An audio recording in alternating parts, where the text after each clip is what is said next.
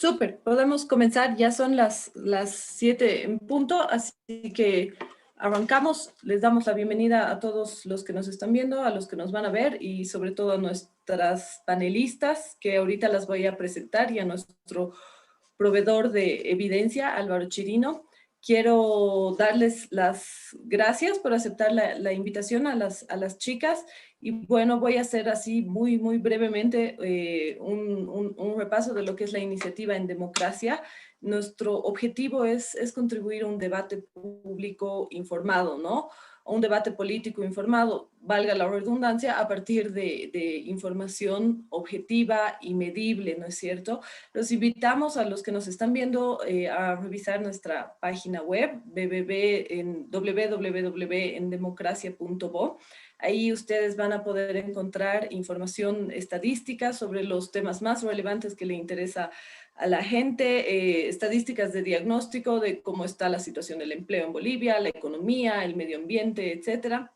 Y también tenemos fichas conceptuales sobre temas de democracia, gobernabilidad, etcétera, ¿no? Lo que nosotros queremos hacer es acercar a los jóvenes y, bueno, al electorado en general a estos temas de democracia y a partir de un enfoque técnico, ¿no es cierto? Así que los invitamos a curiosear nuestra página. Este conversatorio que hemos llamado Fragmentación y Cohesión Social en Bolivia y cuál es el rol que tiene dentro de la sociedad, nos ha motivado a hacerlo porque ahorita nos encontramos un poquito ante un escenario fragmentado y polarizado, ¿no? No sé si ustedes tienen la misma percepción, pero a veces parece que hay dos Bolivias. A veces parece que no nos conocemos, no nos reconocemos, entonces la gente no se mira, los grupos están súper antagónicos, la gente no se mira, no se reconoce, no se conoce, no se reconoce, etcétera, ¿no? Y bueno, es por eso que nosotros hemos querido hablar de esto a partir de datos, de evidencia científica resultante de investigación, ¿no es cierto? Y queremos indagar, analizar un poquito con las chicas sobre las causas, sobre las posibles consecuencias de la fragmentación social y, bueno, de repente si es que promover la cohesión social en el país es una forma de salir adelante, o de repente no. Bueno, eso es lo que queremos hacer. Así que ahora yo les voy a compartir mi pantalla. Voy a hacer una breve introducción sobre el tema para después pasar. Ahí está, ya debería estar cargando. Después, la dinámica de nuestro conversatorio consiste en que ahora yo les voy a hacer una breve introducción sobre el tema. Después vamos a lanzar una pregunta que va a guiar el análisis, digamos, la conversación. Álvaro Chirino, que es igual coordinador de la iniciativa en democracia, va a presentar un set de evidencia que va a apoyar esta pregunta, y ahí les vamos a dar paso a las chicas para que puedan en un lapso de tiempo de 5 a 7 minutos, para que puedan analizar esta pregunta en base a la evidencia que ha mostrado Álvaro. Y después, bueno, son 3 preguntas, después vamos a tener una ronda de réplicas, de comentarios, de respuestas, y a todos los que están en la transmisión en vivo en Facebook, los invitamos a dejar sus preguntas, sus comentarios, y así un poquito generar un debate, una charla interesante, un análisis con nuevas caras en el análisis político, caras jóvenes, y sobre todo dejando de lado todos los posicionamientos político-ideológicos, ¿no? Así para bajarle un poquito a esta carga que tenemos. Dicho esto, yo comienzo y, bueno, ¿qué es la cohesión social? nosotros hemos revisado literatura y bueno, hemos visto que el concepto de cohesión social es bastante amplio, es hasta ambiguo, ¿no es cierto? No hemos encontrado un solo concepto que nos diga, que nos defina qué es la cohesión social. Ya hay autores que lo hacen desde un punto de vista académico, hay autores que lo hacen desde un punto de vista institucional, más o menos dependiendo del uso que se los dé, es que se define lo que es la cohesión social. Lo que sí hemos visto, digamos, es que la cohesión social es un fenómeno que se deriva desde la sociedad, antes que del Estado o que de los individuos. Entonces, eso es bien importante porque hace al tejido social, ¿no es cierto?, que hay dentro de un país. Y bueno, en resumen, esta amplitud en el concepto hace que haya que adaptarse al contexto al que se lo va a aplicar, de manera que será este contexto el que va a determinar los factores explicativos de la cohesión, o en su caso el contrario, que es la fragmentación, ¿no es cierto? Por ejemplo, por ejemplo, el autor, no sé. Por ejemplo, hay un autor aquí, Santiago Daroca, que nos dice que se entiende la cohesión social según la región. Por ejemplo, en Europa se entiende la cohesión social como un esfuerzo colectivo en el que el Estado tiene el mando, ¿no es cierto? Mientras que en Estados Unidos la cohesión social estaría basada en la sociedad civil, en una ética individual y en una lógica de mercado. Y por último, en América Latina, la cohesión social estaría fundada en aspectos culturales, ¿no? Que pueden ser la identidad o la etnicidad. Entonces, en resumen, para estudiar o analizar la cohesión social, hay que saber que, en primer lugar, este fenómeno tiene varias dimensiones, ¿no? Tiene varias aristas desde las que se puede abordar el fenómeno y, por tanto, como les decía, ¿no? Habrá que tomar en cuenta las características propias del país, su historia y todos los elementos específicos del contexto que puedan fragmentar o cohesionar la sociedad. Para tener más o menos una idea y saber, digamos, en dónde nos estamos moviendo, nosotros hemos tomado esta definición de estos autores y la hemos tomado porque es bastante sencilla e intuitiva, ¿no es cierto? Entonces, ellos nos dicen que la cohesión social o la fragmentación social consiste en la naturaleza y el alcance de las divisiones sociales y económicas que hay dentro de una sociedad. Y ahora, ¿cuáles son las principales divisiones sociales que hay en una sociedad? Como sabemos, estas divisiones sociales también las fracturas o clivajes sociales, ¿no? Estas son las que nosotros hemos identificado, que son las clásicas, ¿no? Que están en la literatura. La primera, que más o menos hace referencia a ingresos y a otras determinantes de carácter económico, ¿no es cierto?, de naturaleza económica. Después está el clivaje étnico, ¿no? Y el clivaje lingüístico que van más o menos por ahí. De repente, las panelistas nos podrán aclarar esto más adelante. Y bueno, estos clivajes hacen referencia a la pertenencia de grupos étnicos, ya sea de mayoría o minoría que hay dentro de una sociedad. El clivaje regional, que ha surgido como el clivaje campo-ciudad, ¿no es cierto? Centro-periferia, ¿no? Urbano, rural, pero ahora, bueno, dadas las condiciones del actual contexto, no necesariamente tiene que ser así, sino hace referencia tal vez a los centros de poder político, ¿verdad? Después está el clivaje político, que hace referencia a la afiliación política de las personas, de los miembros de una sociedad. Y por último está, pero no menos importante, porque además que hemos visto que que ha surgido en Bolivia, está el clivaje religioso, ¿no? Que es a partir de la idea de un Estado laico o un Estado confesional. Aspectos ya más técnicos, ¿cómo se mide la cohesión social? Bueno, por la amplitud, digamos, y la ambigüedad del término, no es que exista, al menos no hemos encontrado una medida estándar. Entonces, según el contexto, se tomarán unas u otras dimensiones en cuenta y por lo tanto se utilizarán diferentes variables, ¿no? Por ejemplo, hay estudios que tienen enfoques técnicos, que tienen enfoques de mercado, enfoques en lo económico, hay otros estudios que tienen enfoques en la confianza en las instituciones, confianza interpersonal, etcétera, ¿no?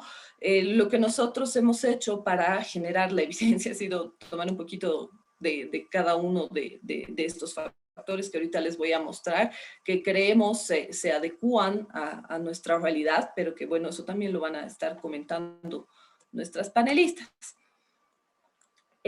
Estos son algunos de los factores explicativos que hay que tomar en cuenta al momento de analizar la cohesión o la fragmentación social, ¿no es cierto?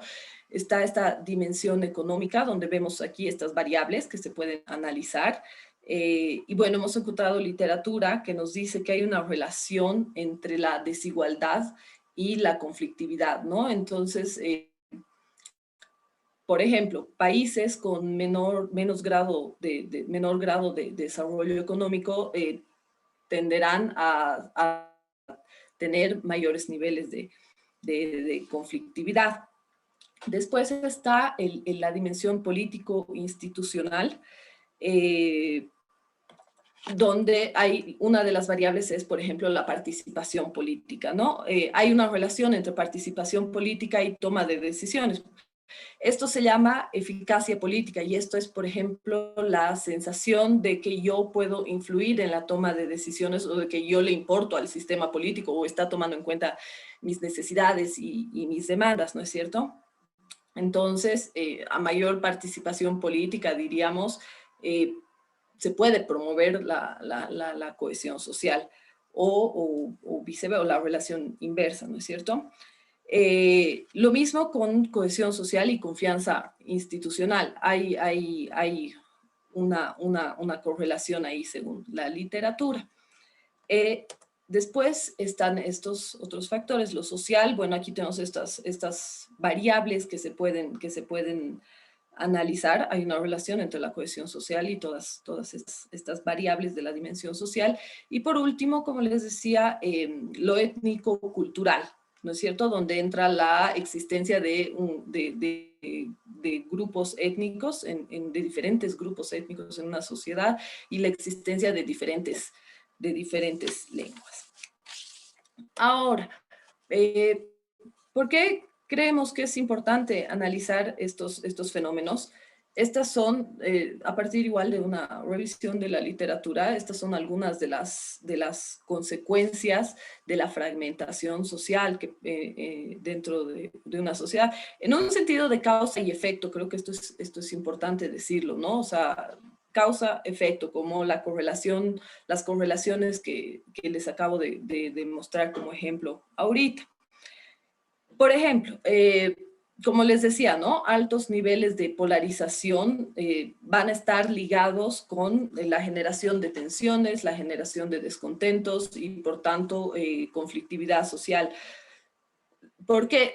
Sencillamente porque al haber, qué sé yo, dos grupos que están separados, que están distanciados entre sí, va a ser más difícil contentar a estos intereses que están, ¿no es cierto?, bien alejados unos de otros. Otra de las consecuencias es una erosión de la democracia, digamos, ¿no? O sea, la calidad de la democracia puede disminuir, en primer lugar, porque habría una inestabilidad las reglas de juego, en el sentido de que no necesariamente o los pesos y contrapesos de los poderes estarían comprometidos o desde un punto de vista más procedimental va a ser ineficiente la implementación de las políticas públicas. ¿Y por qué? Porque si no nos ponemos de acuerdo, si las políticas públicas no están acordadas o simplemente van a beneficiar a un grupo en desmedro de otro, van a tender a tener menor impacto, van a ser de más corto plazo o más inestables, ¿no es cierto? Y bueno, como les decía, hay algunos estudios que relacionan la fragmentación social con bajos niveles de crecimiento económico. Estos son de la literatura que hemos visto, estos son solamente algunos de los resultados favorables que puede conllevar la cohesión social. En primer lugar, hemos visto que podría haber un sentido de pertenencia a un proyecto colectivo, es decir, se prioriza el bien común antes que los intereses individuales o los intereses corporativos. Y esto hace que sea más fácil avanzar hacia un horizonte común, ¿no es cierto? Que sea más fácil proyectar una visión de Estado, una visión de más largo plazo. Está el crecimiento económico que mencionaba hace un ratito, también las políticas públicas acordadas, como les decía, la implementación es más eficiente cuando las políticas públicas están consensuadas, están acordadas entre las partes, ¿no? Y después está la inclusión de minorías y de grupos tradicionalmente vulnerables o tradicionalmente excluidos, como son, qué sé yo, grupos étnicos, mujeres, minorías religiosas, qué sé yo, o la población LGTB, etcétera, ¿no? Cuando hay cohesión social, se los incluye, ¿no es cierto? Y se los toma en cuenta, lo que les decía, ¿no? En la toma de decisiones, yo importo, ¿verdad? Entonces, con lo que quiero que nos quedemos de esta primera parte es con esta dicotomía, ¿no? Por una parte, se tiene un juego de suma cero, en la que solamente una de las partes gana, en contraposición con un juego de suma variable, que es cuando todos ganan, ¿no es cierto? En segundo lugar está la idea del bien común y la idea de los intereses individuales y corporativos. Y en tercer lugar está una lógica de cooperación, digamos, versus una lógica de competición, ¿no? Entonces son estas las ideas con las que yo quisiera que nos quedemos de esta revisión de la literatura, de esta introducción. Y ahora, sin más, voy a presentar a nuestras panelistas. Vamos a lanzar Álvaro Chirino, él es estadístico, matemático de profesión, él es investigador de la Fundación ARU, es el proveedor de la evidencia. Él nos va a estar leyendo estas preguntas que van a guiar el análisis de las panelistas y también va a estar presentando la evidencia que hemos elaborado para el análisis, y después las chicas van a tener un espacio de 5 a 7 para comentar esta evidencia, ya sea en cuanto a los datos, ya sea en cuanto a la pregunta, a la pertinencia de la pregunta, etcétera. Y después de las 3 preguntas que hemos preparado, vamos a tener una ronda de réplicas, de respuestas. Vamos a leer los comentarios, las preguntas que están en la transmisión en vivo, así que los invitamos a hacerlas, a interactuar con nosotros, a despejar dudas, a rebatir, a ver los datos, a revisarlos. Todo es bienvenido. Y sin más, yo les presento a nuestras excelentes panelistas esta noche. Yo estoy súper contenta de que sean 3 chicas. En primer lugar tenemos a Ana Velasco, ella es politóloga, ahorita está cursando estudios de posgrado en la Ohio State University en Estados Unidos. Ya la deben conocer, ella es famosa en el medio.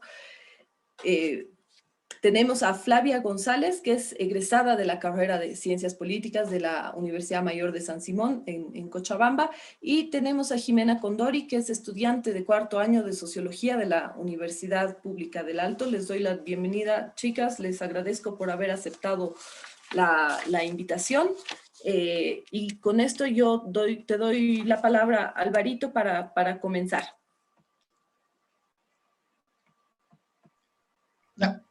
Muchas gracias, Natalia.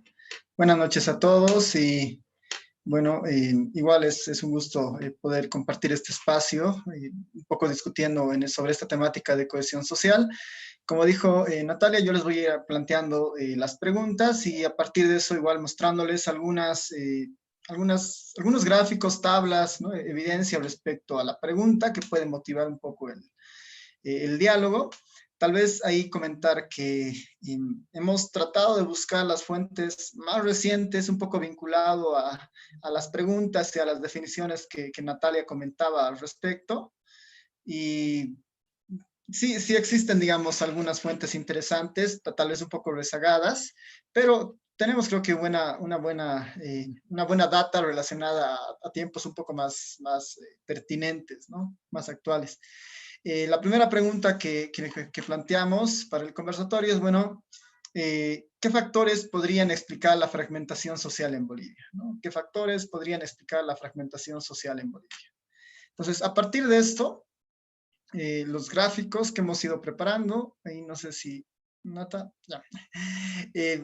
Primero, es importante tratar de decir si existe fragmentación o no, ¿no? Entonces, ese es un punto de partida. Hemos elegido un indicador más relacionado a fragmentación política como tal, ¿no? Y ahí sobre eso hemos tratado de indagar alguna información utilizando los resultados de la última elección. A partir de eso hemos podido calcular un índice de fragmentación y el número efectivo de partidos para la elección para presidente y diputados uninominales.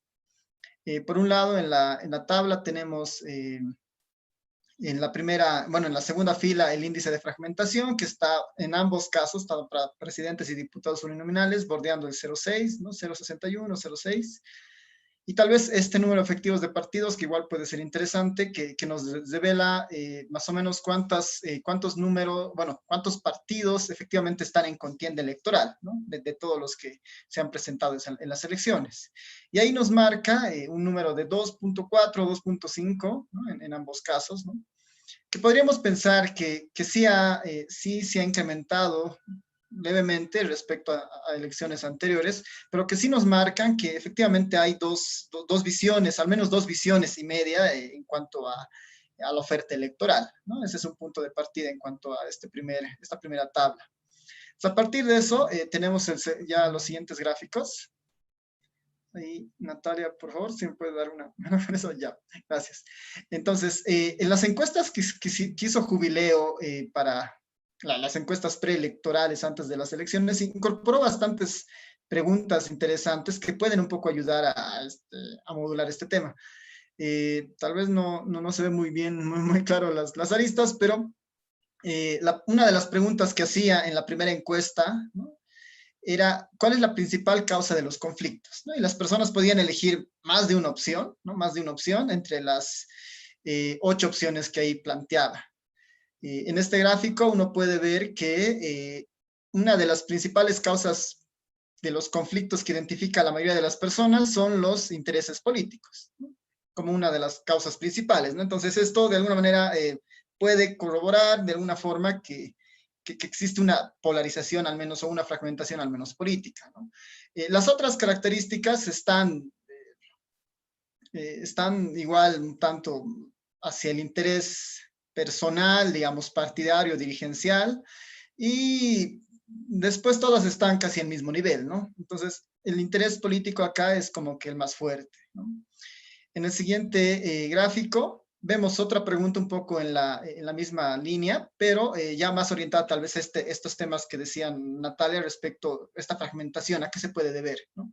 Y hay una pregunta en la segunda encuesta de Tu Voto Cuenta que dice, bueno, ¿cuál será la principal causa de división, ¿no? ¿A qué se deberá la división que existe en el país?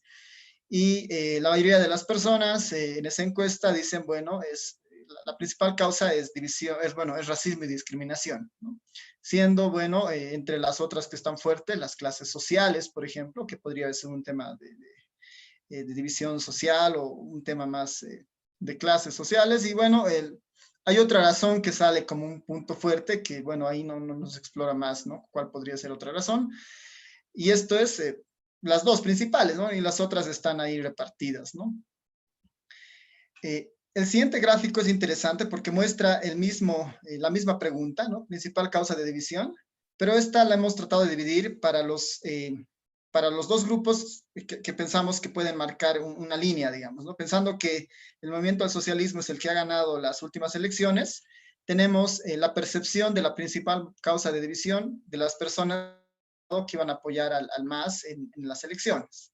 Y el otro gráfico para las personas que no iban a apoyar a otro candidato, ¿no? Entonces es MAS y los que no han votado por el MAS en realidad, ¿no?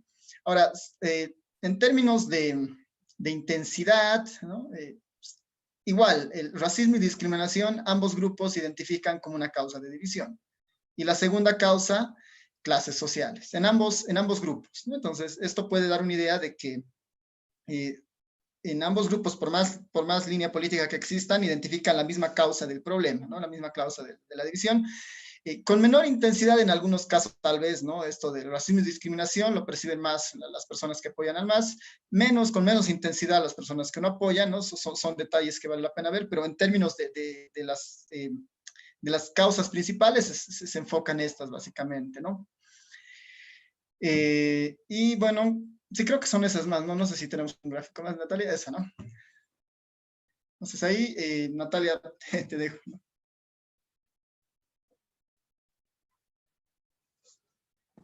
Perdón, estaba con el micrófono apagado.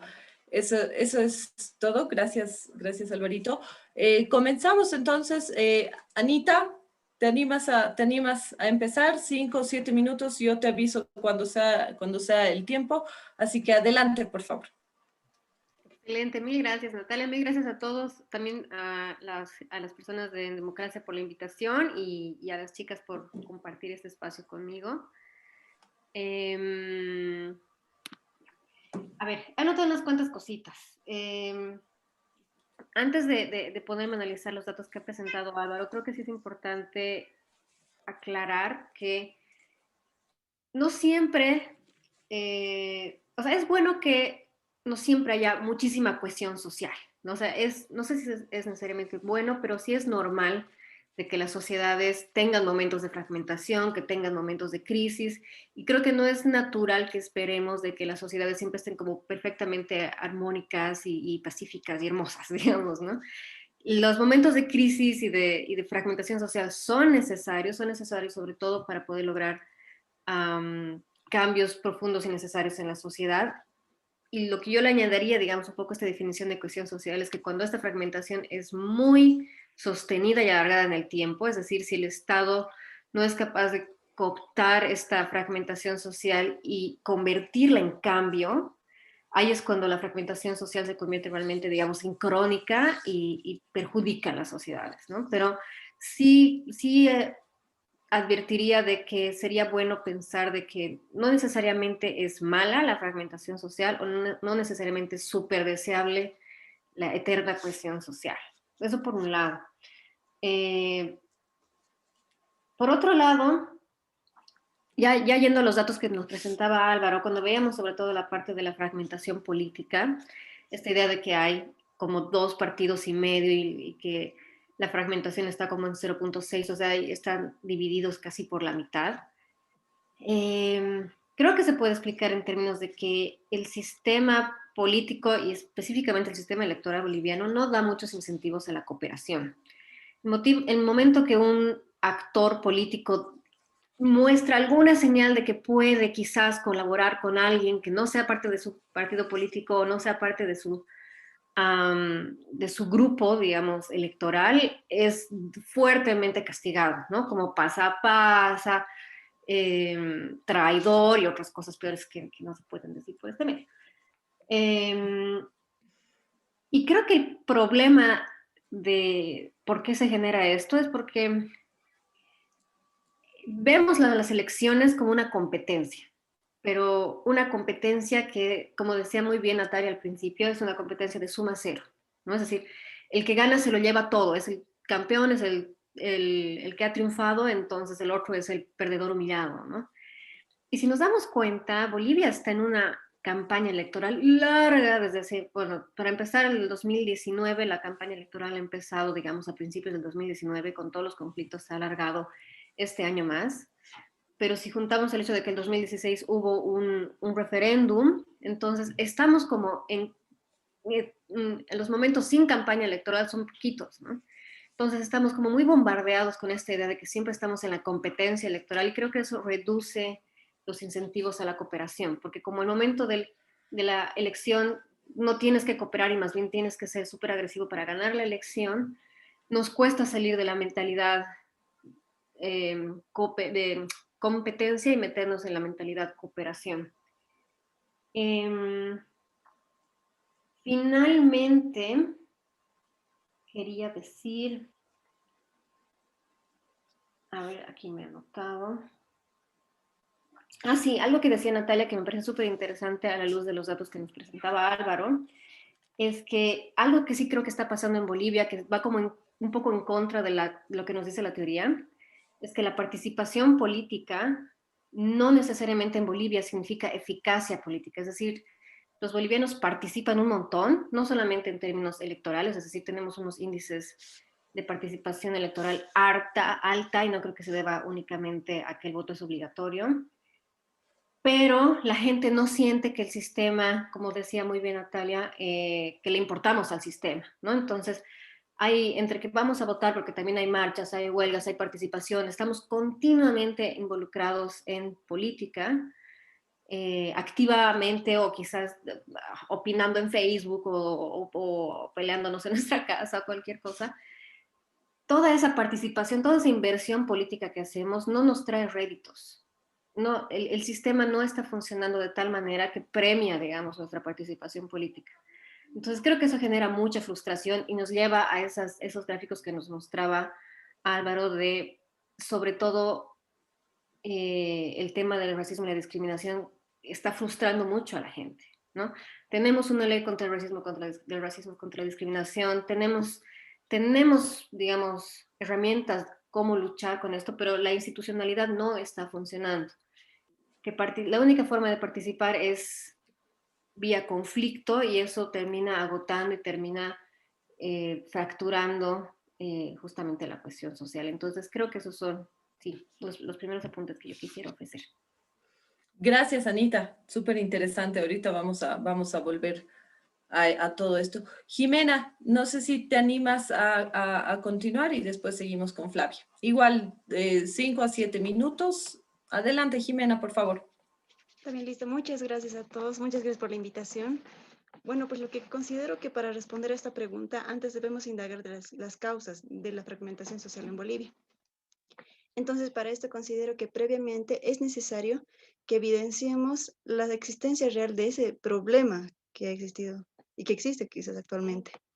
Entonces, y en los gráficos que nos muestran y todo eso, podemos ver que en los resultados de las elecciones generales del 20 de octubre se manifiesta y se ve claramente que hay una polarización entre el partido ganador y el bloque opositor. Y aparte de eso, es que hay otra evidencia también muy clara y es muy evidente, es que los conflictos que se han dado durante estos periodos postelectorales, en las gestiones 2019 y 2020, se ha podido evidenciar claramente que ha habido un incremento en la violencia y en todas sus formas. Y eso se puede ver como que en un 45% de la población tiene diferencias con el partido de gobierno. No estaban de acuerdo, habían muchas peleas, muchas diferencias y es cierto, se han fragmentado totalmente las opiniones, las ideas que se tenían. Entonces, creo que en mi interpretación, y claramente puedo equivocarme, es que considero que los agentes que han causado este problema de la fragmentación social boliviana podrían ser los siguientes. Por ejemplo, ha habido claramente que hay una contradicción en los intereses políticos y económicos. Hay un gran segmento de la población boliviana que claramente no se dedica a la actividad económica, que es informal. Y los intereses de este sector son obviamente distintos a un sector que tiene salario fijo y y aparte también el rubro empresarial tiene otros intereses. Entonces, podemos ver que hay muchas diferencias. Entre estos intereses económicos podemos notar que hay una profundamente que están ligados a los intereses políticos, como podemos ver. Y esto se debe a que muchos de los agentes políticos, que son propiamente de la actividad propia de su rubro, claramente tienen diferencias en cómo voy a votar, digamos, en qué voy a pensar y cómo voy a actuar ante una situación política que está generando y cómo este me va a, digamos, de algún modo, afectar en lo que son mis ingresos económicos. Por otro lado, también considero que ha habido una desconfianza institucional, que ha habido una desconfianza en la policía, en el ejército, en el órgano electoral y así. Y claramente lo podemos ver, ¿no? En las noticias cómo se ha podido vencer, que incluso por aquí, por el Alto, digamos que han destruido lo que es los retenes policiales y diferentes instituciones que, que eran parte de la policía. Entonces, creo que en nuestro país existe una escasa confianza en este tipo de instituciones, en estas instituciones que son del Estado. Y muchos dudan de los policías. Y muchos, claramente, incluso lo vi una vez cuando fue justamente un examen de ingreso, no recuerdo para qué institución, y estaban ahí policías, y claramente los policías decían, por favor, los trataba de ordenar, digamos, a las personas, pero ellos decían, los papás o las personas que estaban ahí alrededor decían, cállense, motines, ustedes son unos motines, cállense. Entonces los conocían así. Ya claramente ya no era policía, ya los conocían más como motines. Y esto se ha debido claramente a que, y esto ha generado aún todavía más desconfianza. Decían, ya no sé en quién confiar, porque la policía claramente no me protege ni nada. Entonces, estaban como que muy desconfiados, ¿no? Entonces, creo que es una causa que ha constituido en que se haya de algún modo una fragmentación social. Y aparte de eso, creo que también hay una desconfianza interpersonal.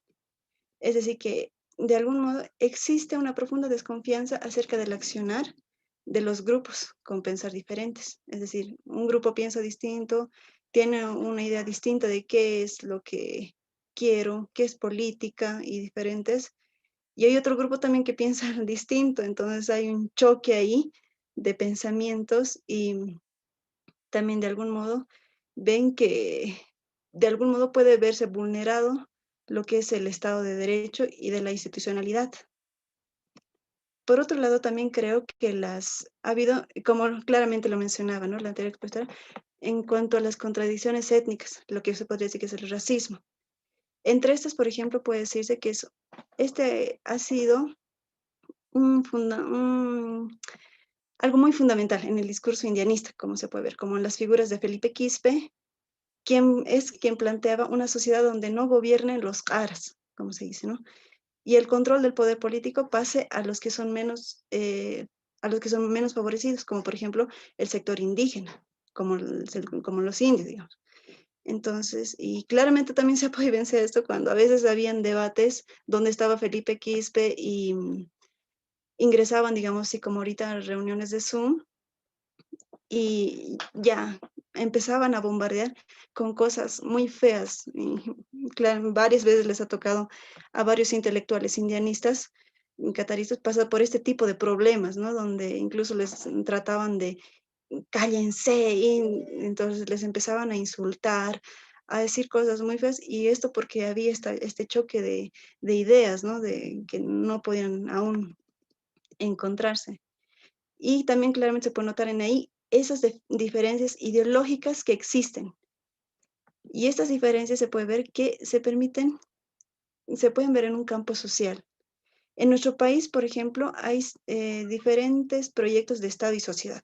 Por ejemplo, por un lado tenemos al federalismo, también por el otro lado tenemos al republicanismo. Y también tenemos a los otros que piensan como del lado del indianismo, catarismo. Entonces, estos son proyectos ideológicos que se encuentran en una disputa en cuál es el tipo de Estado que queremos como tal. Y ese es el problema que quizás he podido encontrar en esto. Y bueno, esa sería mi respuesta a la pregunta. Gracias. Muchas gracias, Jimena. Muy interesante todo lo que nos has contado. Ahora pasamos con Flavia, por favor. Sí, buenas noches a todos los que nos ven, buenas noches a las panelistas, que agradecer también a En Democracia por la invitación. Y bueno, respecto a la primera pregunta, yo considero que uno de los momentos clave, o más bien quizás sería mejor identificarlo como un periodo clave que retrata mejor la fragmentación social en Bolivia, es el que transcurre entre octubre del 2019 y octubre del 2020. Creo que durante este periodo específico el país atraviesa una doble crisis, aunque sé que es muy trillado decir doble o triple crisis porque se está dando mucho ese juego de palabras.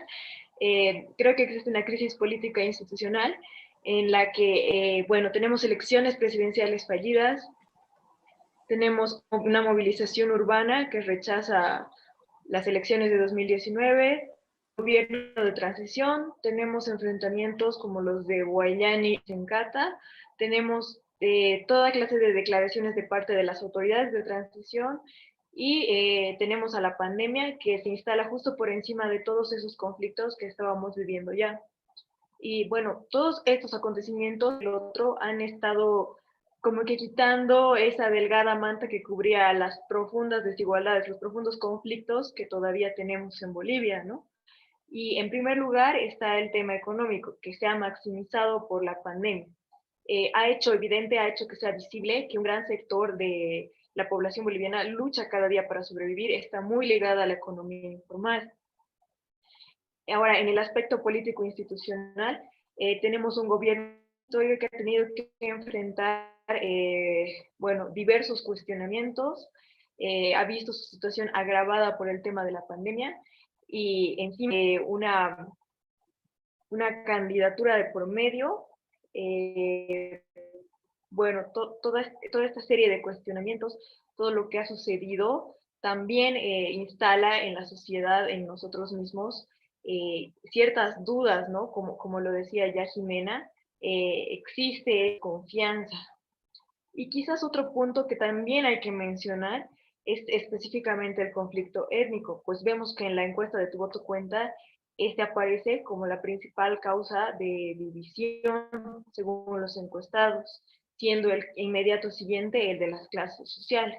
Al respecto, habría que puntualizar que a pesar de que, bueno, especialmente en octubre del año pasado, se ha tratado de negar que existan el racismo, que, o sea, se ha tratado de como que instalar la idea de que los bolivianos ya habíamos superado aquello, se ha hecho muy evidente, se ha hecho muy visible a lo largo de todo este año, que a pesar de que es una realidad muy negada y muy atribuida al partido político del MAS, es una cuestión que nos acompaña aún y que, bueno, se trata de perjuicios que tienen un efecto social determinado, que es parte de la fractura que existe.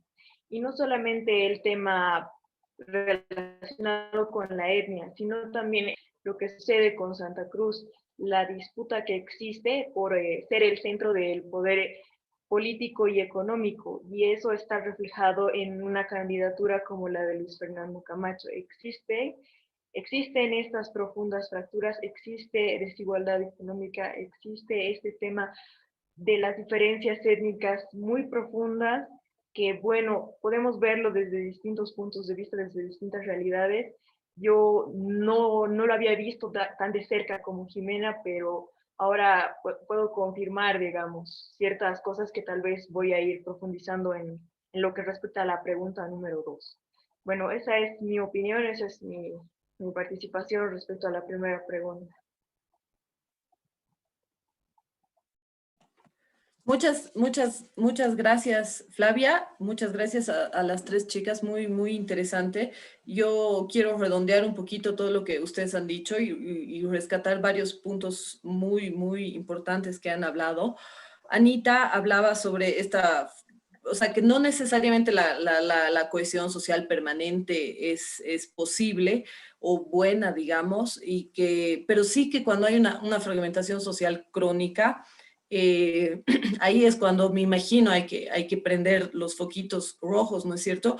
Y yo estaba revisando literatura y veía un autor que decía que siempre después de un evento reciente traumático es cuando se genera más fragmentación, ¿no? Y es lo que Flavia le daba en el clavo, ¿no? Y Anita también lo decía, Flavia lo decía del 2019 al 2020, ha sido una seguidilla una tras otra de crisis, y Anita iba un poquito más atrás, desde el 2016, ¿no? Que estamos ante una eterna y larguísima campaña electoral, que no es otra cosa más que competitividad, ¿no es cierto? Entonces no nos da, realmente no nos deja respiro alguno. Bueno, hay que rescatar todo lo que han dicho, pero para seguir avanzando, quiero rescatar lo que Jimena ha mencionado, ¿no? Porque ella ha introducido como dos variables nuevas que nosotros no habíamos tocado específicamente. Uno, que es la generación de violencia, ¿no es cierto? Que esto como consecuencia de la conflictividad. Y número dos, los intereses económicos contrapuestos, ¿no? Haciendo referencia específica a nuestro contexto boliviano, que es el sector formal y el sector informal. Y que estos sectores económicos, que estos intereses económicos están ligados a unos determinados intereses políticos, ¿no? Igual lo que decía Jimena, súper importante, ¿no? Esto de que pensar diferente te causa un conflicto, ¿no? Esto nos habla de baja tolerancia. A pesar de que pensamos diferente, podemos pensar diferente, podemos tener opiniones diferentes, pero no nos aceptamos, ¿no? No nos reconocemos como diferentes, ¿no? Así que yo voy a redondear esto y seguimos con la siguiente pregunta. Alvarito, voy a compartir pantalla para que puedas presentar la siguiente pregunta y la evidencia.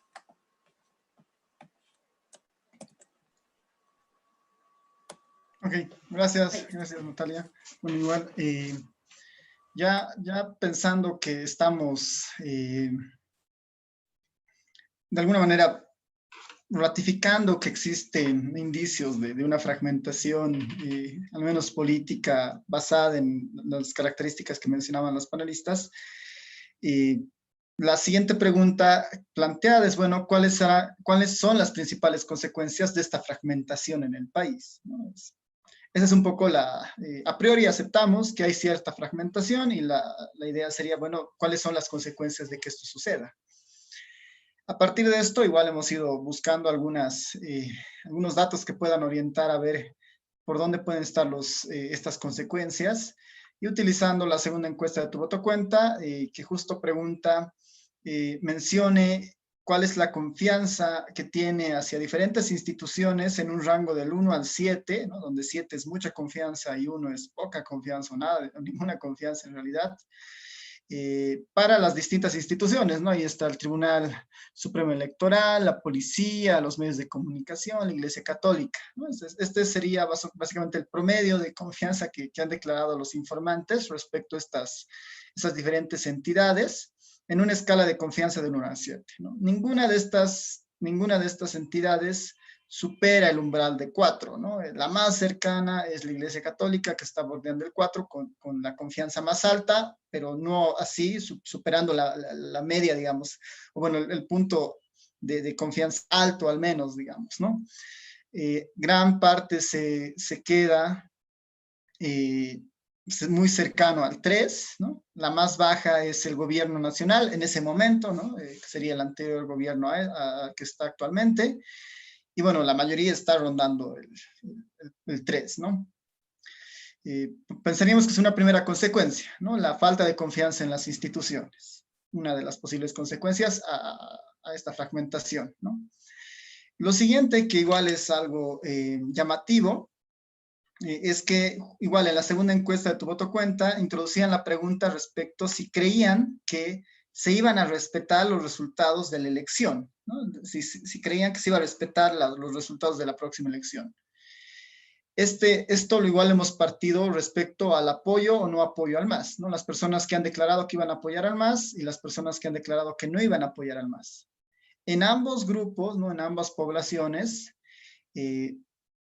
se nota una similitud, ¿no? Tal vez hay por algunos puntos una diferencia, pero los que apoyaban al MAS declaraban un 53% que pensaban que no se iban a respetar los resultados, ¿no? Un 53%. Y la otra población que no apoyaba al MAS pensaba en un 50% que no se iban a respetar los resultados de las elecciones, cosa que marca igual a esta línea de confianza en las instituciones, y más aún saliendo de una elección anulada del 2019, ¿no? Daba una idea justamente de la sensación que la gente tenía en ese momento respecto su posición política y su posición respecto a cuál podría ser, si se iban a respetar o no estos resultados en las elecciones siguientes, ¿no? Del 18 de octubre. Eso con este gráfico, un poco la idea.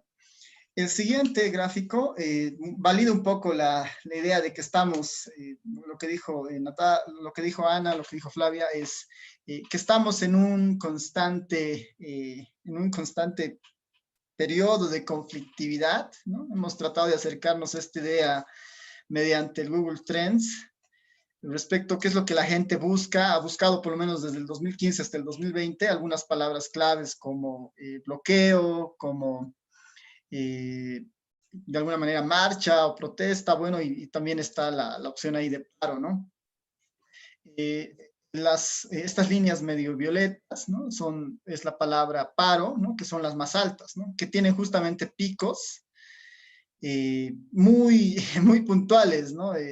Uno de los más altos que justo con la línea violeta y la roja, que es bloqueo y paro, tienen inicio el 2016, que uno podría vincularlo tal vez con el proceso del referéndum. Después van apareciendo ahí otras en el 2018 y bueno, una seguidilla muy fuerte de esos 3 picos violetas casi al final, que están justamente cercanas entre el 2019 y el 2020, ¿no? Paro, paro y paro, digamos, ¿no? Donde la gente buscaba en Google seguramente para informarse si hay algún paro en algún lugar del país, ¿no? Y ahí también, si es que notan, a partir de la pandemia, ¿no? Que pueden ver justamente el último tramo de este gráfico, caen un poco, pero pueden estar muy vinculados justamente al confinamiento, ¿no? Caen estas búsquedas porque había justamente una restricción, pero levemente se están volviendo a crecer. Y dentro de estas líneas también incorporo en esa línea medio mostaza la palabra educación, ¿no? Es como que estas palabras vinculadas a conflicto versus tal vez el término de búsqueda de educación, que en todos los casos las otras palabras son más buscadas que el mismo concepto de educación, salvo en la época de pandemia, donde ya es otro conflicto, digamos, respecto a este tema, ¿no? Como para contrastar esta idea de búsqueda en redes, ¿no? O en internet de las personas. El siguiente gráfico plantea un poco la idea de que también podemos estar pensando que parte de esta fragmentación puede estar dada por la característica étnica de las personas. Y eso es algo que vale la pena mencionar. En nuestro país sí hay una fuerte presencia de personas, ¿no? En los censos, en las encuestas se evidencia justamente eso de que declaran, ¿no? Una autopertenencia a algún determinado grupo indígena. Justamente el latinobarómetro, tal vez ahí la fuente sí es un poco rezagada, ¿no? Casi 2 años, presenta esta estructura en Bolivia respecto a la autoidentificación, ¿no? La gran parte de la población se declara mestizo, después está un gran grupo que se declara indígena, un grupo más pequeño blancos, otra raza y bueno, otras opciones que define la encuesta, ¿no? Ahora, sobre esto es, bueno, ¿qué tanto puede, la pregunta que nace a partir de esto es, bueno, ¿qué tanto puede influir que existan esta fragmentación indígena, ¿no? Respecto de lo que un país puede lograr, digamos, cuáles serían las consecuencias de eso, ¿no? Esta es un poco la pregunta que motiva el siguiente gráfico. y donde en la encuesta del Latinobarómetro también preguntan respecto a una percepción de progreso del país, ¿no? Así que en este gráfico se calcula, digamos, ¿no? Más o menos el porcentaje de población indígena que existe en cada uno de los países que entra en la pregunta del Latinobarómetro. Y hay otra pregunta donde se le plantea a la persona si siente que su país está progresando o no, ¿no? Está progresando, está estancado, ¿no? O está retrocediendo de alguna manera. Entonces, este eje de acá, el eje de abajo, el horizontal, marca de alguna manera el porcentaje de indígenas que declaran en estos países. Y en el eje vertical se está marcando esa sensación de progreso, ¿no? No es una medida económica en realidad, sino es la sensación de progreso que la gente menciona en realidad, ¿no? Y lo interesante, a partir de estos diferentes países, ¿no? es que hay al parecer hay una relación positiva, ¿no? A que mientras más población indígena exista, de alguna manera se verifica que, aunque levemente, que existe una sensación de mayor progreso, ¿no? Esa es una relación interesante que sale, y justo Bolivia está en una de estas esquinas, ¿no? Ahora, recordar que esto es información del 2018, ¿no?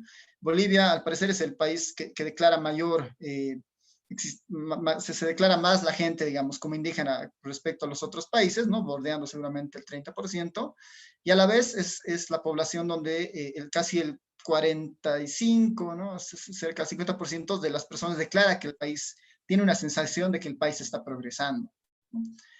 Y eso es lo interesante también, ¿no? Que el país está, digamos, en este punto, al menos para el 2018, ¿no? Y bueno, los otros países, ¿no? El siguiente tal vez puede ser Paraguay, y un caso muy extremo que puede vincularse también al año, digamos, que estaba pasando por ese momento, de Brasil, ¿no? Que es justamente población indígena casi muy baja, pero igual la sensación de progreso era también muy baja, ¿no? Que pueden ser ya particularidades también del país en cada caso, ¿no?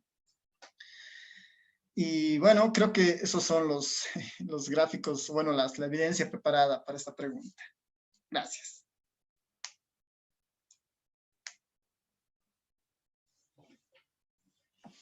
Súper, gracias Álvaro por tu presentación. Chicas, misma dinámica, diferente orden. ¿Qué tal si comenzamos contigo, Jimena? Si quieres comentar, analizar estos datos a partir de la pregunta. Adelante, por favor. Ya, bueno. Entonces, respecto a esto, considero que las principales consecuencias de esta fragmentación social en Bolivia son los siguientes. Uno, que son los altos niveles de conflicto social. Es decir, que esta situación que se ha visto en la confrontación entre grupos y colectividades que se han movilizado a partir de sus ideas, de sus pensamientos. Por otro lado, tendríamos lo que es la generación de un escenario que ha sido de profunda inestabilidad, tanto política e institucional, como lo mencioné anteriormente, ya que estas han repercutido de algún modo en la eficacia y al mismo modo también en la eficiencia de la gestión del gobierno y políticas públicas. Por ejemplo, vamos a un tema de lo que es, justo como lo que habla en educación. El tema en lo que ha pasado en el Ministerio de Educación se ha dado algo muy, quizás para algunos ha sido felicidad para los estudiantes, y quizás para otros ha sido muy triste y lamentable, es varí, ya que se ha clausurado la gestión escolar y casi, o sea, muchos no lo esperaban y no lo querían, tanto estudiantes como padres de familia y todos. Y ya que esto se ha debido a que de algún modo no se han podido entender entre lo que es el Ministerio de Educación con lo que son, digamos, de algún modo los dirigentes de este ámbito. Y como no se han podido poner de acuerdo, entonces ha habido como que ha afectado y esto ha provocado que ya se cierre el año escolar y afecta de muchas maneras esto. Y esto también se ha debido a que ha habido esta fragmentación. Por otro lado, también tendríamos lo que es el exiguo crecimiento económico. Y esto se debe a que ha habido un escaso fomento a la inversión pública y también privada. Y esto se puede ver claramente en que ha habido, como se menciona otra vez, en el que hay esta inestabilidad política institucional que ya se ha mencionado. Y esto se ha debido a que esta inestabilidad política, como hay una inestabilidad política, es poco probable que se pueda invertir Entonces el financiamiento en Bolivia ha ido decayendo poco a poco. Claro, el ejemplo, ¿no? En turismo, en diferentes ámbitos hemos podido ver que han ido cayendo y han empezado a cerrar negocios y esto nos ha afectado. Y claro, ¿no? ¿Quién también va a querer invertir en un país donde hay muchos conflictos sociales y donde sus ganancias, o sea, no están del todo favorecidas hacia la empresa o hacia la institución que pretende financiar en nuestro país? Bueno, eso podría comentar. Gracias. Gracias, gracias, Jimena. Flavia, ¿vamos contigo? Sí, sí. Bueno, respecto a las consecuencias de la fragmentación, creo que estas se ven reflejadas en nuestro bajo nivel de institucionalidad, en lo que ocurre con nuestras instituciones. Y bueno, principalmente esto está en la existencia de vías alternas, en la existencia de clientelares, de prebenda, de nepotismo, cosas que han sido muy habladas durante los primeros meses del gobierno de transición, muy habladas incluso en esos momentos. Bueno, creo que esos favores políticos, la repartija de España a la confianza que tiene la misma ciudadanía en sus instituciones. Y estas situaciones, digamos, en la desconfianza que existe, por ejemplo, en el órgano electoral, en que hayan resultados fallidos de 2019, en que este año incluso de que, bueno, se suponía que era después de un proceso de transición, incluso hayan existido nuevos cuestionamientos, hayan existido pedidos de auditoría, eso demuestra que los bolivianos en verdad no confían en lo que son sus instituciones. Y bueno, digamos, eso se ve en la encuesta de Tu Voto Cuenta, donde ninguna de nuestras instituciones realmente tiene un nivel significativo de confianza. Y bueno, esta desconfianza, esta falta de consenso tal vez, de no poder entablar un diálogo, deriva en la alta conflictividad que hemos vivido el año pasado. Y eso se puede ver, por ejemplo, acá en Cochabamba, digamos, para dar un vistazo y ejemplificar un poco, es lo que sucede cuando existen conflictos y se bloquea el botadero de la ciudad de Cochabamba. ¿Qué sucedió la última vez? Los pobladores de Caracara, bueno, tienen exigencias y deciden bloquear. Y sale y se genera, ¿no? Y es producto, digamos, de esa fragmentación también, la existencia de grupos irregulares, como es la Resistencia Juvenil Cochala, que ellos se atribuyen el deber de levantar a los que bloquean, o sea, como si las demandas del otro no importaran, como que ellos se quieren hacer los, los portadores de la voluntad de la ciudadanía de Cochabamba. Esa pequeña muestra es lo que sucede en general, es lo que ocurre, lo que ha ocurrido desde octubre del año pasado. Es por eso que considero que este momento, que este periodo de tiempo es el que ha puesto en mayor evidencia lo que es la fragmentación social en Bolivia.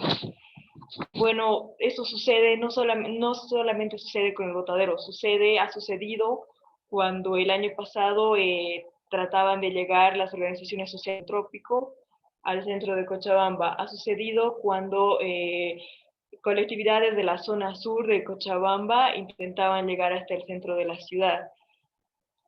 Y bueno, esta fragmentación tiene expresiones que desembocan en violencia, en actitudes de segregación, en inestabilidad, por lo tanto en un entorpecimiento y en un bajo desempeño democrático de nuestras instituciones. O sea, nuestras instituciones están para funcionar en el marco de lo democrático. Sin embargo, esta fragmentación, esta ruptura que existe al interior de la sociedad hace que absolutamente todo el sistema se vea muy vulnerable y se encuentre expuesto a posiciones que son sumamente contrarias y que son irreconciliables, o sea, que lleguemos a un escenario de polarización. Y bueno, más que nada quería ejemplificar, digamos, un poco ilustrar cómo se ve la fragmentación específicamente en Cochabamba. Digamos. Bueno, eso sería. Gracias Flavia. Anita, vamos contigo y aprovecho, bueno, a los que nos están viendo en la transmisión en vivo, a que pregunten, a que comenten, que nos dejen ahí sus dudas para seguir en el tema. Anita, vamos contigo. Súper, mil gracias. A ver, hay 3 puntos que yo quisiera hacer respecto a las consecuencias. El primero, que es un poco trágico, digamos, como lo voy a decir, pero sí creo que una de las consecuencias más fuertes de estos altos niveles de fragmentación es la democracia misma. Tú, Natalia, alguna vez lo habías dicho en otro contexto y me gustó mucho que las elecciones se están convirtiendo en una especie de simulacro de la democracia, pero no en democracia real. Y me hace recuerdo mucho a cómo Karl Popper definía la democracia, tiene una definición bien sencilla de democracia, que es que la democracia es esta forma que tenemos de cambiar personas en el gobierno, de cambiar los líderes políticos sin un derramamiento de sangre. Y creo que sí, en términos prácticos estamos viendo que las elecciones ya no sirven para cambiar gobernantes sin derramamiento de sangre, o digamos sin llegar al extremo de que hayan o no hayan muertos, que en el caso de Bolivia sí hubieron, sin violencia, ¿no? Se supone que las elecciones deberían ser una forma de poder hacer, distribuir el poder y poder lograr alternancia en el poder sin violencia, y las elecciones ya no están funcionando para eso. Entonces, claramente los datos que nos ha mostrado Álvaro reflejan eso, ¿no? Si la democracia, que es la que se encarga, digamos, de establecer el gobierno central, pero el gobierno central es el que se va a encargar de definir quién es la policía, quiénes son las Fuerzas Armadas, las elecciones van a también definir cómo se conforma el legislativo, etcétera, etcétera. Es natural que si las elecciones no están cumpliendo ese rol, entonces todas las otras instituciones van a caer como fichas de dominó, ¿no ven? Y tiene esta consecuencia nefasta para mí, que es que la gestión pública, digamos, la gestión de las cosas, de los recursos, de nuestro diario vivir, de que la placita se limpie, de que no nos quedemos sin agua porque nadie se dio cuenta que se acabó el agua en la represa o cosas por el estilo, ya no se hacen en las instituciones, esas gestiones se empiezan a hacer en las calles, ¿no? Entonces la gente siente que si no sale, si no presiona, si no se organiza, si no le pide a su junta de vecinos, si no le pide a los padres de familia que vayan y exijan, como pasó hace poco, han secuestrado a una alcaldesa para exigirle que se paguen ciertos beneficios, un grupo de padres de familia. Entonces, eso me voy, ¿no? Las instituciones ya no son, pierden esa capacidad de gestionar, ya ni siquiera solo gestionar el conflicto, sino gestionar la vida pública, y esa gestión se va hacia las calles, ¿no? Y como nos lo mostraba Álvaro, es cierto, ¿no? La confianza puede verse como una consecuencia de la falta de cohesión social, pero es como una especie de círculo vicioso. A la vez, que haya poca confianza hace que se fragmente aún más, porque como les digo, esta gestión de lo público se va hacia las calles, y obviamente en las calles el tema ya es quién es más fuerte, quién grita más, quién logra presionar mejor, ¿no? Entonces se vuelve una especie de círculo vicioso eterno que ya no sabe si es que la desconfianza en las instituciones es la causa o la consecuencia, ¿no? Otro dato súper interesante que nos ha dado Álvaro es este tema de cómo sentían las personas si se iban o no se iban a respetar los resultados de las elecciones, que está relacionado a lo que les decía hace un momento de las elecciones como un simulacro de democracia, pues no como una democracia real. Yo creo que el 2016, cuando el movimiento al socialismo no respeta los resultados del 21F, abre una caja de Pandora. Inmediatamente demuestra de que se puede, digamos, roncear la institucionalidad, la legitimidad de las elecciones y encontrar vías alternativas, por no decir chicanas legislativas, que te permitan lograr tus objetivos político-partidarios. Como digo, creo que se abre una caja de Pandora porque desde entonces, no solamente pues el MAS se dedica a hacer ese tipo de de chicanas legislativas o judiciales, digamos, ¿no? Es cualquier otra institución, partido político o puede ser una organización social o lo que sea, se dan cuenta de que quizás pueden bypassear, digamos, pueden pasarse por encima de cualquier tipo de mandato electoral o de proceso institucional y encontrar una forma para lograr sus objetivos sin tener que hacerse responsable, digamos, de las consecuencias o tener que seguir las normas establecidas, ¿no? Entonces, para mí yo creo que si bien el tema étnico-racial del cual voy a hablar ahorita es mucho más antiguo en términos institucionales, el 2016 hemos abierto una caja de Pandora que no estamos pudiendo cerrar.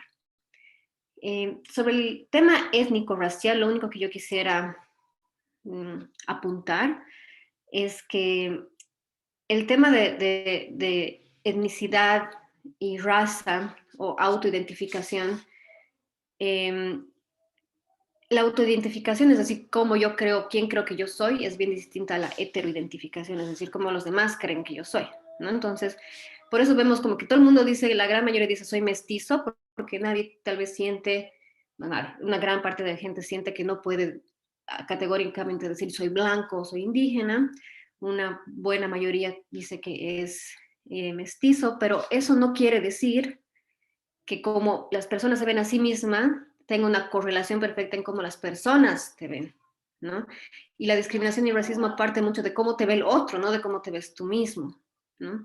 Y creo que eso es verdad que es bien difícil medir en datos cuantitativos la heteroidentificación, es decir, cómo la gente ve al otro.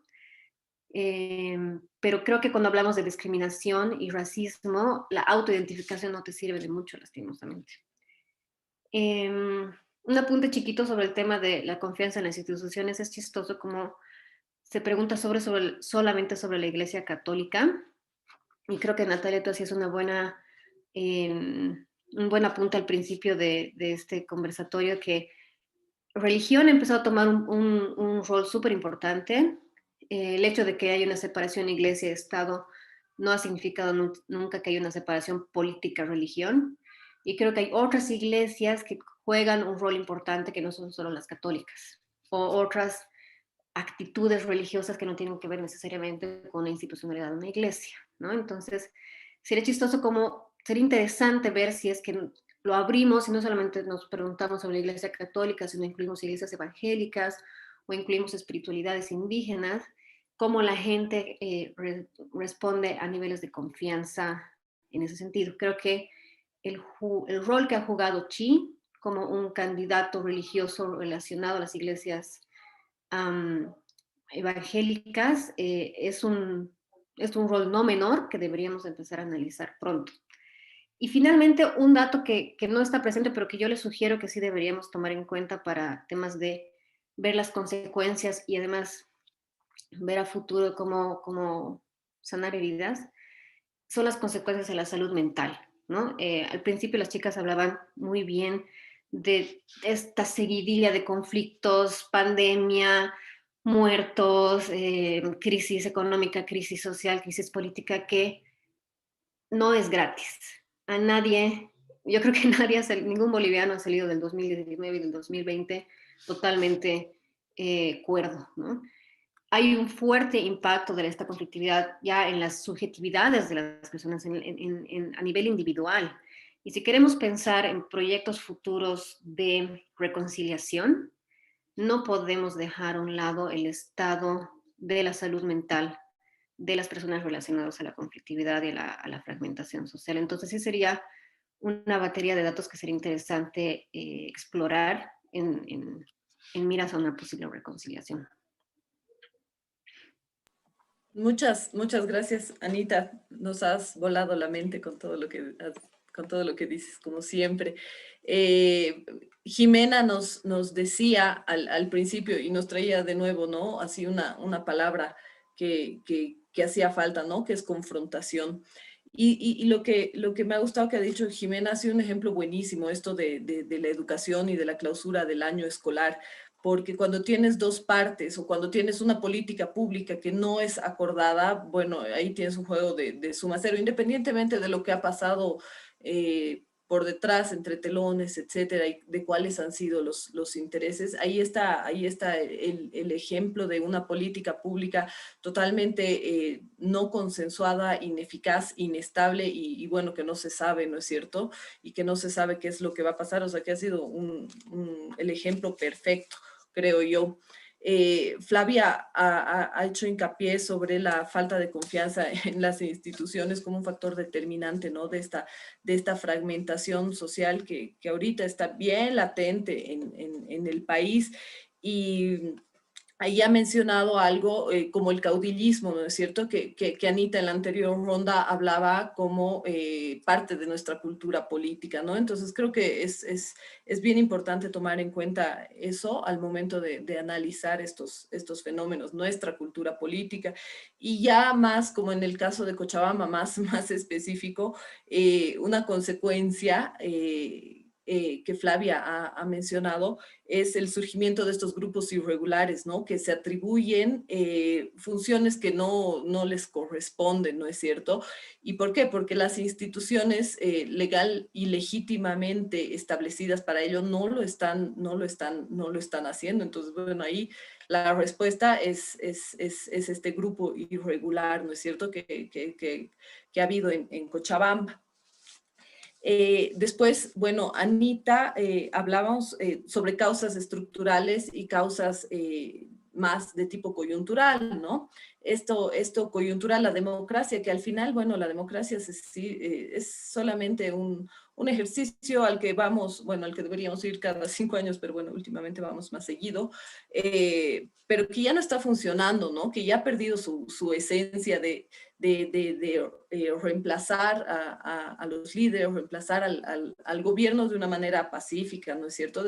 Este aspecto procedimental, pero que ya ni siquiera procedimentalmente estamos hablando, ¿no? O sea, ni qué decir de la democracia como forma de vida, de la democracia como sistema de gobierno que va mucho más allá de las elecciones. Esto es bien cierto. Y esto, ¿no? Que decías es muy importante porque cuando no estamos seguros de que se van a respetar las reglas, qué confianza tenemos en las instituciones, ¿no? Y como tú decías, al final termina siendo un círculo vicioso, no se sabe dónde empieza y dónde acaba, cuál es la causa, cuál es la consecuencia. Y gracias, Anita, por tus apuntes metodológicos sobre esto del clivaje religioso, que definitivamente no sé si estamos listos para enfrentar una división más en nuestra sociedad, ¿no? Hay que preguntarnos eso. Y esta aclaración sobre la heteroidentificación étnica, ¿no es cierto? Que es muy diferente a la autoidentificación étnica, como nos has explicado. Y bueno, la verdad es que después de toda esta seguidilla de eventos, de conflictos que hemos tenido, especialmente en el último año, realmente empezar a tocar estos temas que plantea Anita sobre salud mental como factor de cohesión, o por lo menos como para no tanta fragmentación, digamos, o para que haya más confianza interpersonal, etcétera, es importante.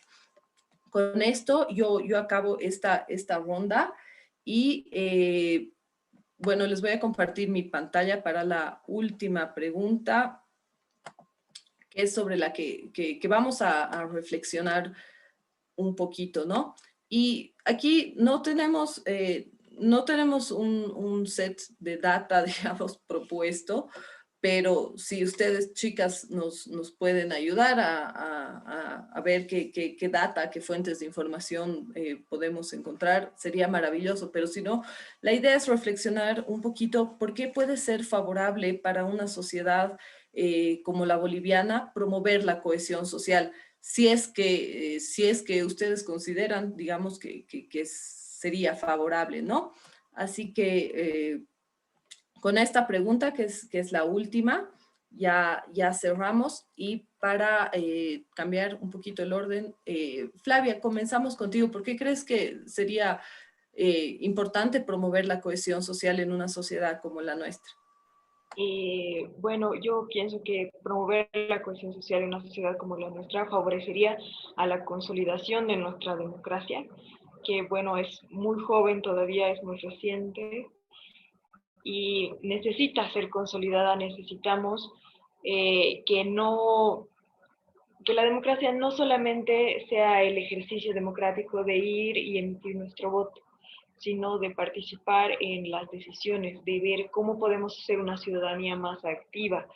Es como que para hacer que las personas puedan dialogar, puedan encontrar consenso, puedan hacer que las políticas públicas beneficien a todos en concordancia con su realidad.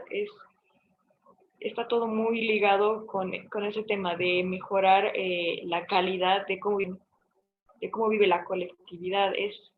Yo creo que principalmente en eso ayudaría el tema de la cohesión social.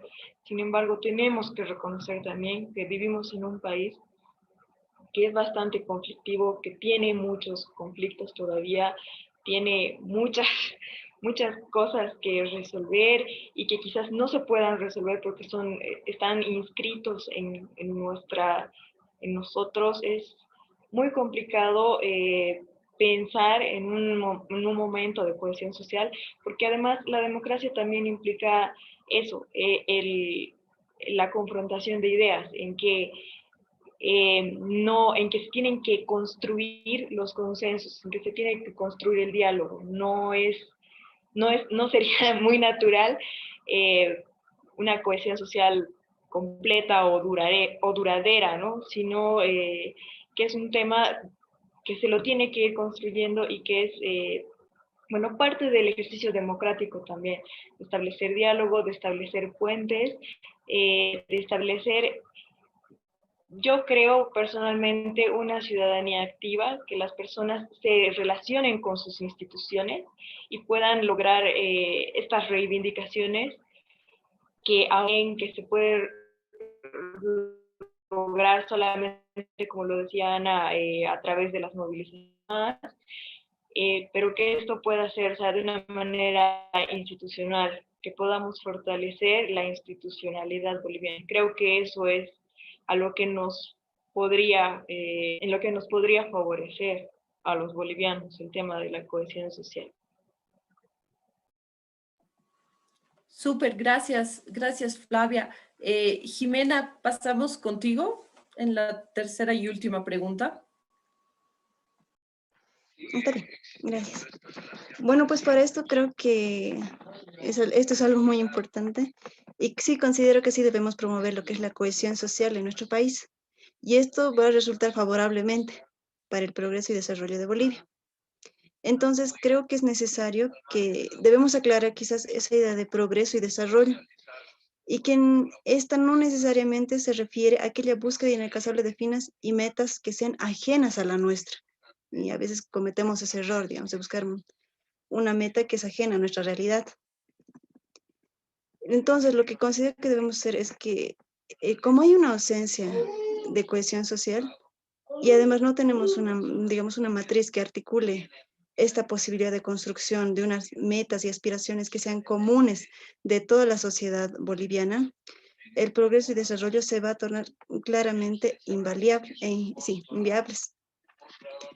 Entonces, y es normal, ¿no? En una sociedad es normal que haya conflicto, que haya conflictividad, que haya problemas. Es normal, tampoco creo que podamos soñar en que todo sea amor y paz, digamos, por decirlo así.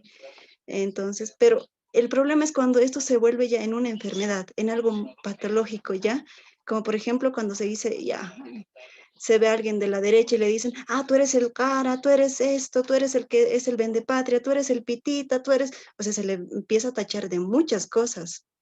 Y cuando alguien ya, digamos, de algún modo su discurso se torna a favor, o sin querer, o al propósito, o como sea, se torna a favor del MAS, ya lo tachan de, él es masista, él es un salvaje, es un levantamanos, es alguien corrupto, es alguien que nos ha robado el dinero. O sea, ya se empiezan a crear ideas de esa persona. Entonces empezamos ya a como que a categorizarlas a cada una y en ponerlas en espacitos. Entonces creo que para esto es necesario que debemos dejar eso, ¿no? De pensar en un objetivo en común, en una meta en común, porque no creo que como sociedad queramos que Bolivia ya se destruya y que ya, ¿qué importa? Que sea lo que sea, que no haya progreso, que no haya nada.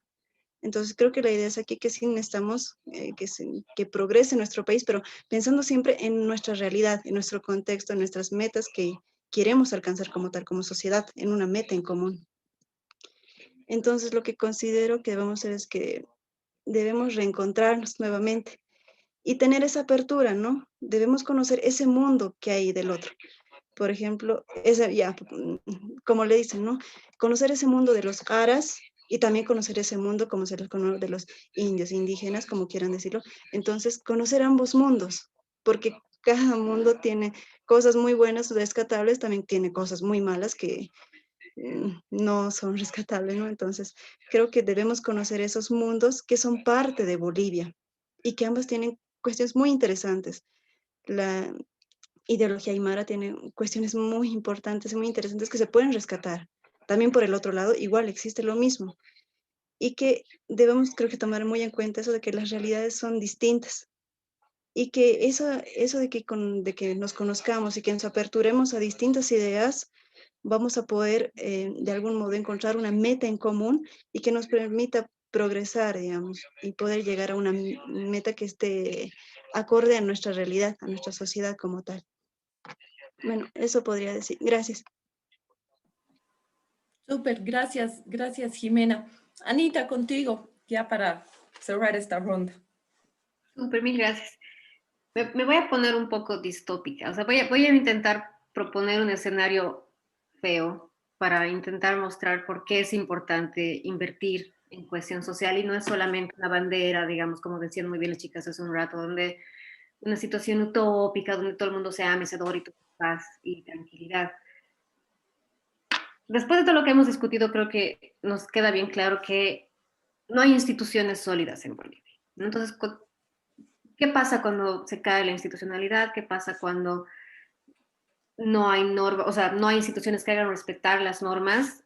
Hay un concepto bien antiguo de un sociólogo clásico que es Durkheim, que es la anomia. La anomia es esa sensación de que como no hay reglas, te sientes totalmente desamparado, desprotegido. Anomia significa sin nombre, ¿no? No sabes quién eres. Un poco te pierdes a ti mismo porque las cosas no tienen un orden, ¿no?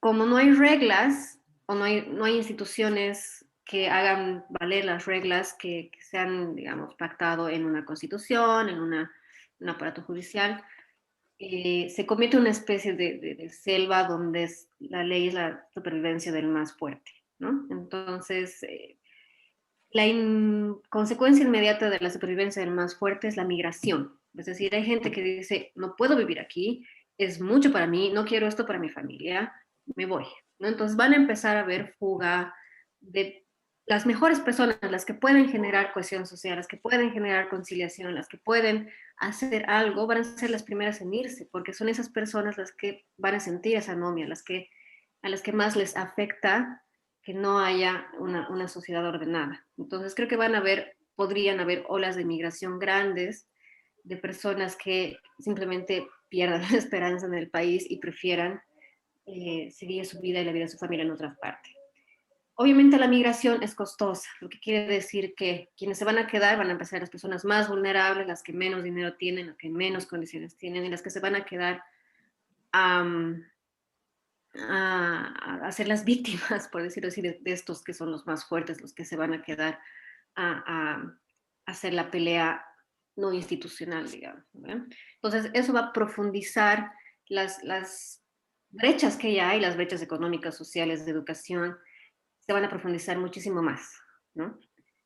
Creo que también, aunque les parezca, como les decía hace un rato, distópico, van a haber cambios demográficos. Creo que van a haber, en algún momento, las mujeres, y obviamente las mujeres que puedan tomar la decisión y tengan acceso a los recursos, van a decir, no quiero tener muchos hijos, porque es súper difícil vivir acá, ¿no?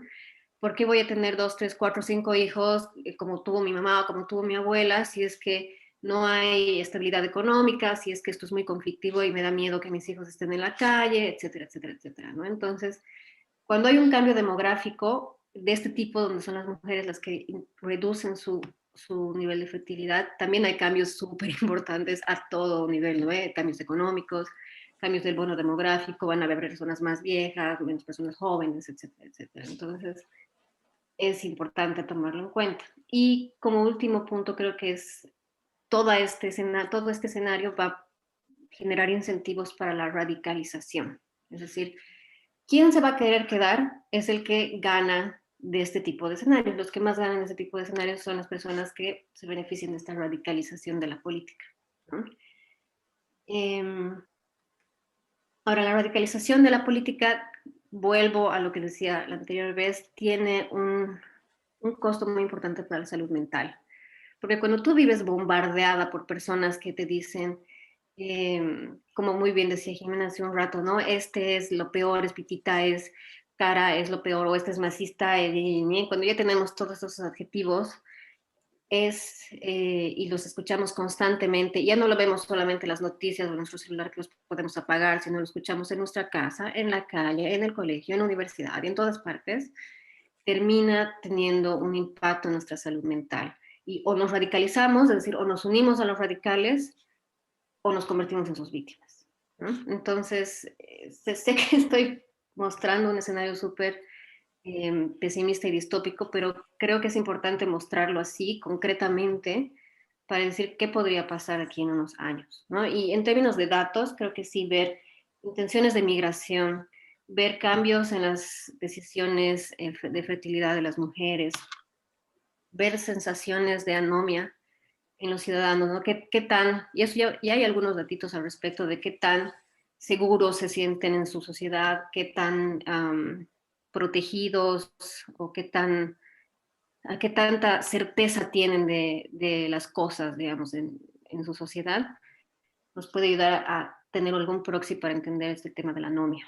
Y también se pueden empezar a sacar datos cuantitativos sobre salud mental, ¿no? Entonces, si ya empezamos a explorar un poquito esos datos, nos vamos a dar cuenta si es que el escenario que estoy planteando es totalmente disparatado y loco, o si nos estaríamos acercando en alguno de estas variables a ese escenario y podríamos tener mejor noción de la urgencia de empezar a invertir en cohesión social.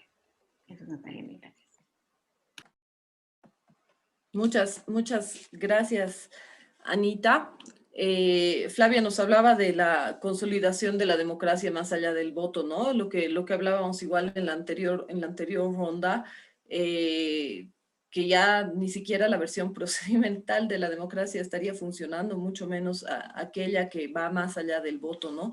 Entonces es por eso que es importante, ¿no es cierto? Como dice Anita, invertir en cohesión social.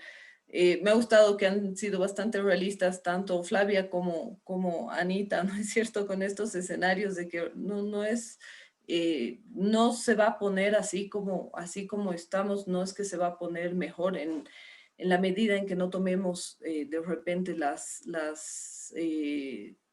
medidas necesarias, valga la redundancia, para un poquito bajarle a esta polarización, porque estamos, como dices, Anita, estamos secuestrados, ¿no? en estos dos polos y en esta lógica de competición antes que en una lógica de cooperación, y es pues un círculo vicioso, ¿no? El más fuerte se va a quedar, o simplemente te vas a adherir al más fuerte por simple supervivencia, ¿no es cierto? Y ahí creo que es bien importante lo que ha dicho Jimena. Creo que Jimena le has dado en el clavo. Hay que conocernos, ¿no es cierto? Porque como les decía a un principio, hay dos Bolivias, bueno, si no más, hay varias Bolivias, hay varias realidades que no se miran, no se hablan, no se conocen. Entonces, el punto de partida quizás es conocernos, es reconocernos, y a partir de eso es que se va a poder identificar un horizonte común, una meta común, aspiraciones comunes, ¿no? Como hablaba Jimena, porque de otra forma es pues un juego de suma cero. Lo mío y lo tuyo, yo gano, tú pierdes, etcétera. Chicas, no sé si quieren comentar algo más, decir algo más. Aparentemente han sido ustedes muy claras, porque no hay más preguntas ni comentarios en el chat, así que creemos que todo ha estado claro. Les agradecemos mucho que hayan participado, que nos hayan acompañado en esta reflexión a partir de datos, a partir de evidencia. Para nosotros es súper importante dejar de lado estos posicionamientos político-ideológicos, ¿no es cierto? Que como ya hemos visto están pues así a flor de piel ahorita, y charlar, analizar, indagar sobre estos aspectos que hacen a la cohesión social o a la fragmentación social a partir de evidencia y con esta profundidad en el análisis que han tenido ustedes. Así que yo les agradezco mucho su participación. Esperemos que no sea la última vez. Les mando un abrazo a todas y bueno, pues ya nos vemos en una próxima oportunidad. Gracias, Alvarito, por los datos, como siempre. Vale, Natalia, gracias más bien a todos ustedes igual por la participación y nos han dado, creo que, bastantes insumos para pensar en fuentes de información. Hemos revisado algunas de ellas, hay muchas más datos e incluso temas que nos han puesto como inspiración para un poco ir respondiendo estas preguntas. Estaba revisando algunas bases que tenemos y justo en una encuesta que hicimos había la pregunta respecto a en general, cuánto siento que, en general, si siento que puedo expresar libremente mis opiniones, ¿no? Como una de las consecuencias que podía estar viviéndose a partir de estos conflictos en una encuesta que hicimos más o menos hace 2 meses, y más o menos el 40% siente que no puede expresarse libremente, por ejemplo, ¿no? Entonces, es cuestión de explorar un poco los temas que nos han dado, pero gracias más bien por los comentarios, un poco por las reflexiones. Gracias, chicas, gracias, Alvarito, gracias a todos los que nos han visto y nos vemos la próxima semana con otro conversatorio que ya les vamos a estar contando. Un abrazo, chao. Gracias. Chao, muchas gracias por la invitación. Muchas gracias. Chao. Chao. Chao, chicas, Gracias. gracias.